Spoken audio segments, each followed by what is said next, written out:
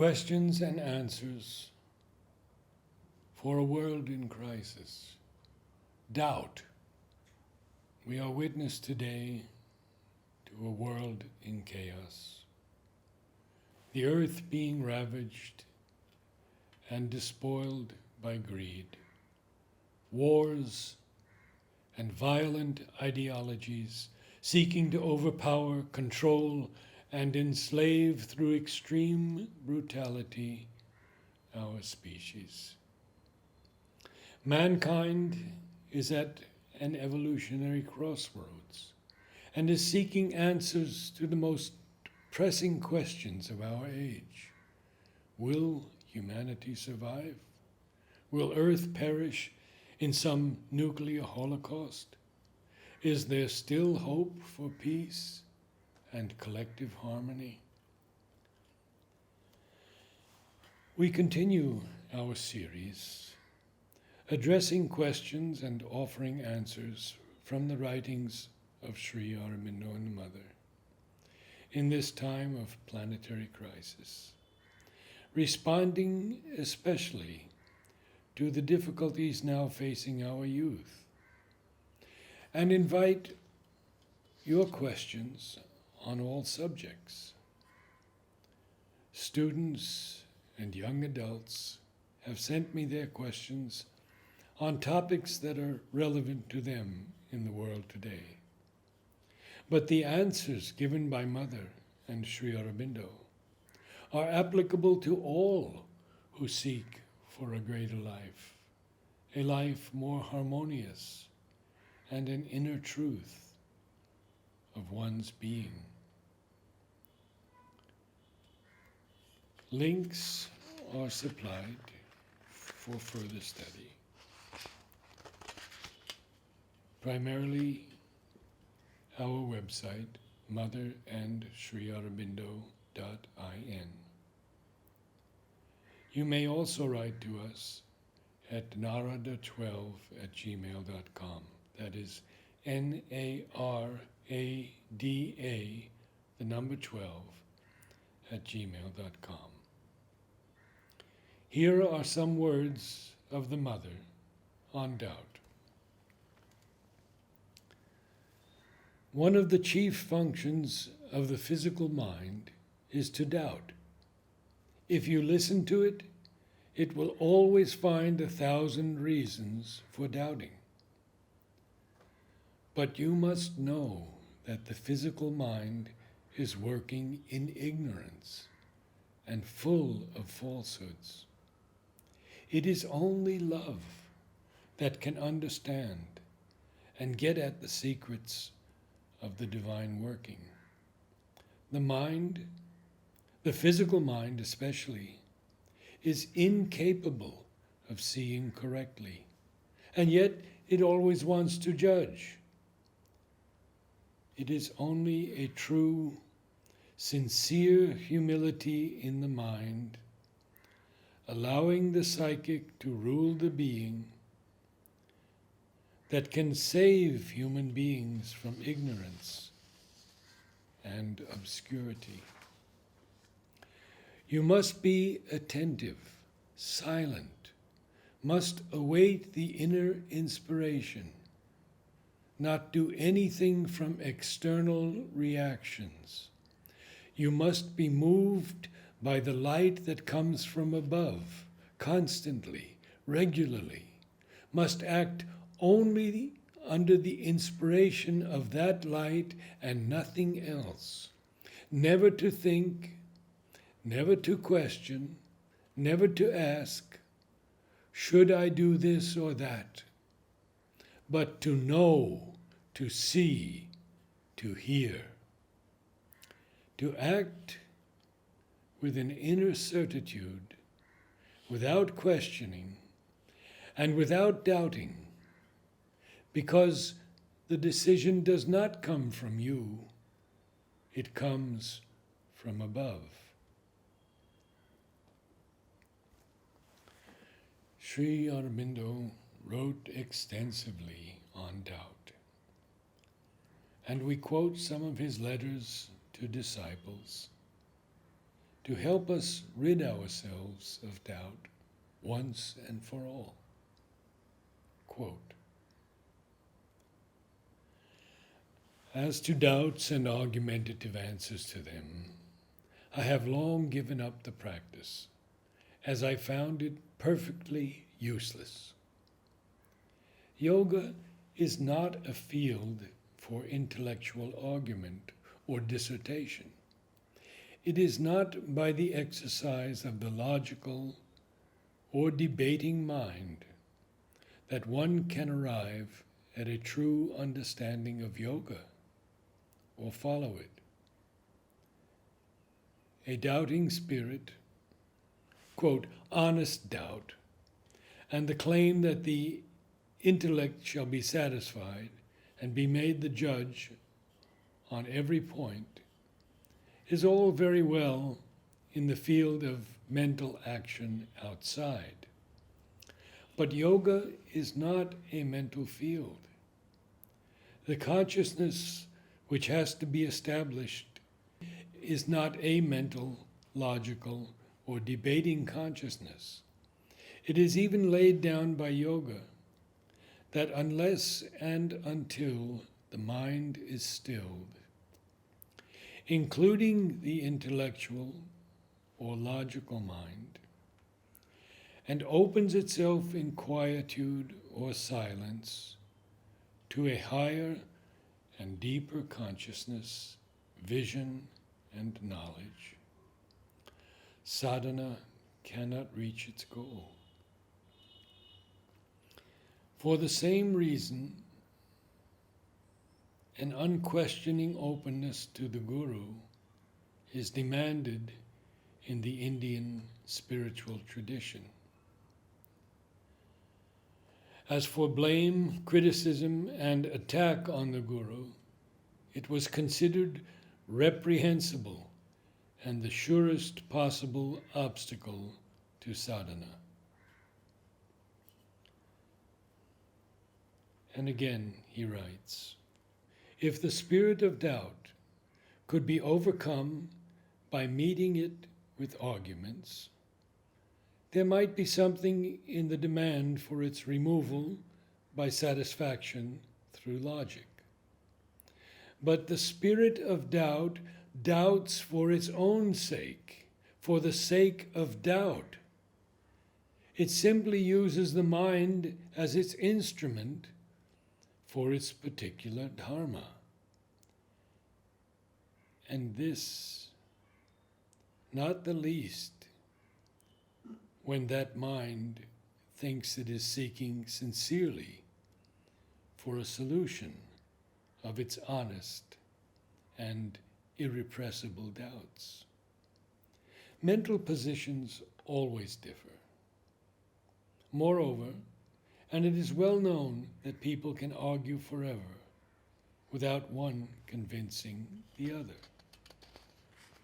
To go on perpetually answering persistent and always recurring doubts, such as for long have filled this ashram and obstructed the sadhana, is merely to frustrate the aim of the yoga and go against its central principle with no spiritual or other gain whatever.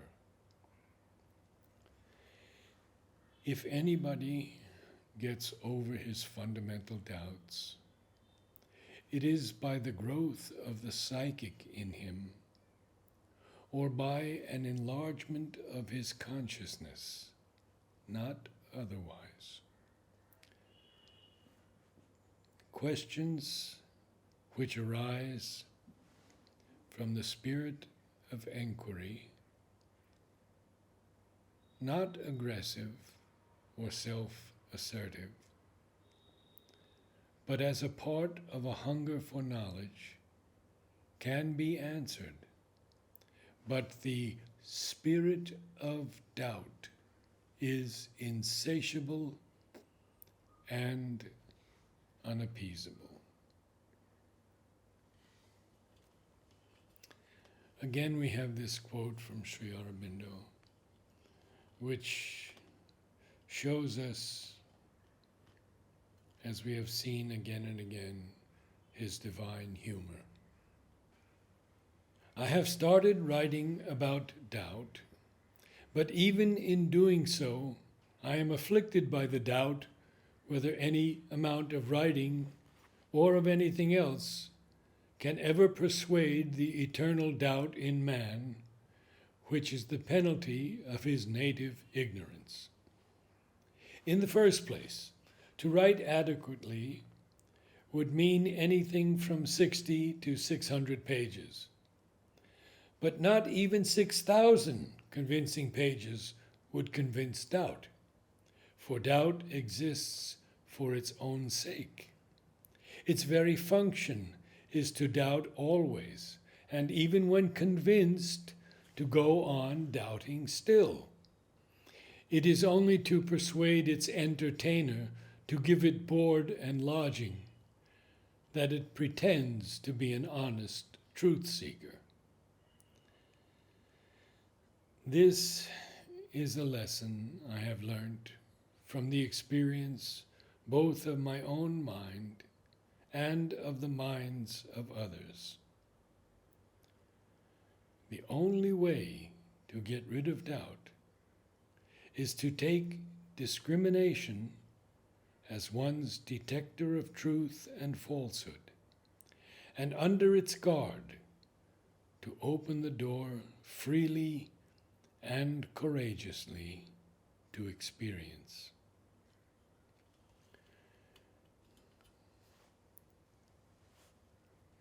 Again, Sri Aurobindo answers, is the divine something less than mind, or is it something greater? Is mental consciousness, with its groping enquiry, endless argument, unquenchable doubt, stiff and unplastic logic, something superior or even equal to the divine consciousness? Or is it something inferior in its action and status? If it is greater, then there is no reason to seek after the divine. If it is equal, then spiritual experience is quite superfluous.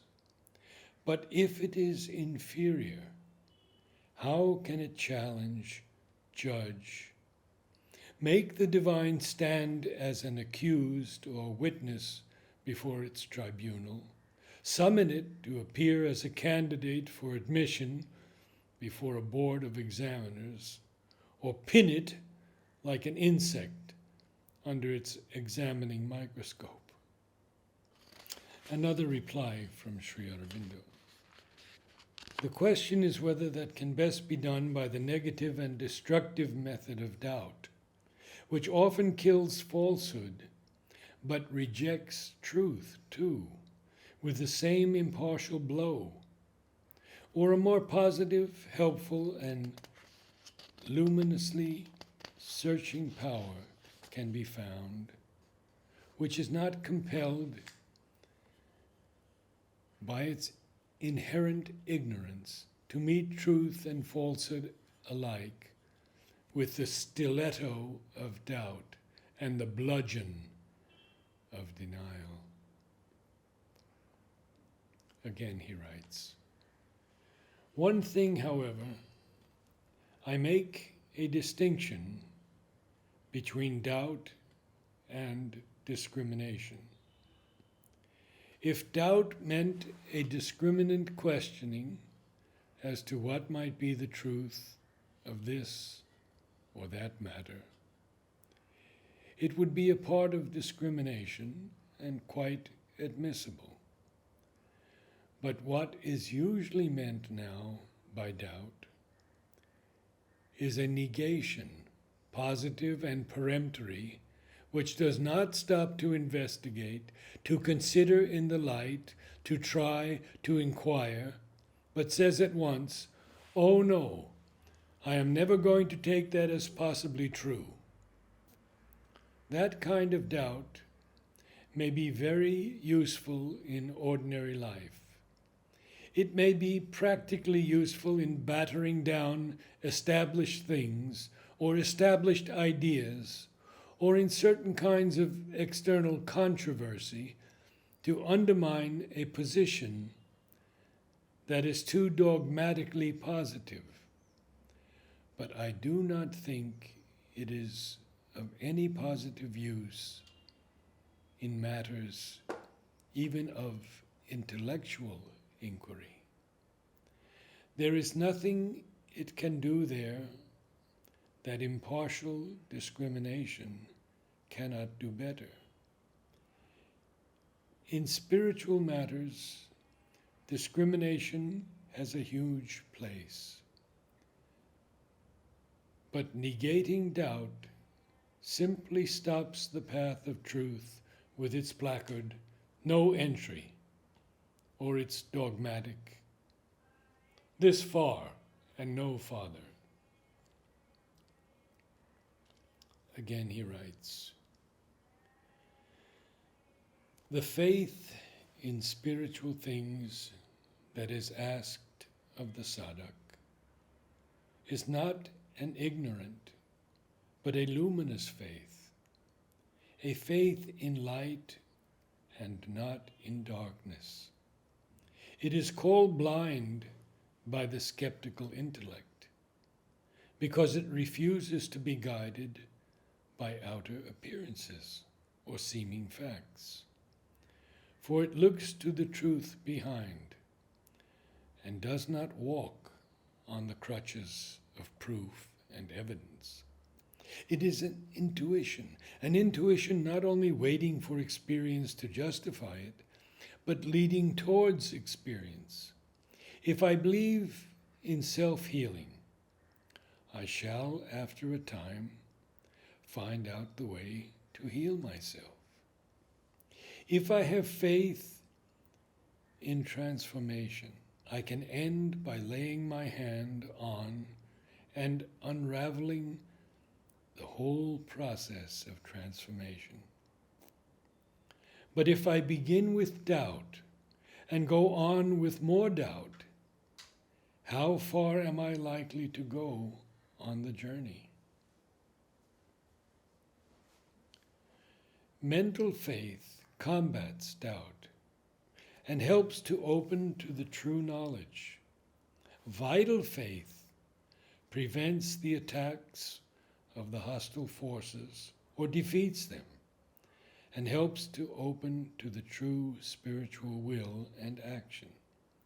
Physical faith keeps one firm through all physical obscurity, inertia, or suffering, and helps to open the foundation of the true consciousness. Psychic faith opens to the direct touch of the divine and helps to bring union and surrender. If you desire only the divine, there is an absolute certitude that you will reach the divine.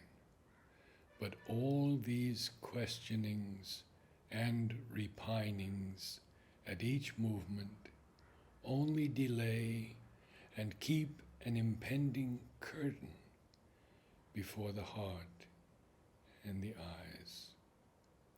For at every step, when one makes an advance, the opposite forces will throw these doubts like a rope between the legs and stop one short with a stumble. It is their métier to do that.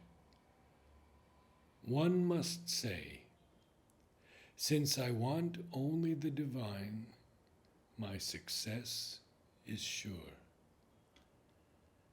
I have only to walk forward in all confidence, and his own hand will be there, secretly leading me to him by his own way and at his own time.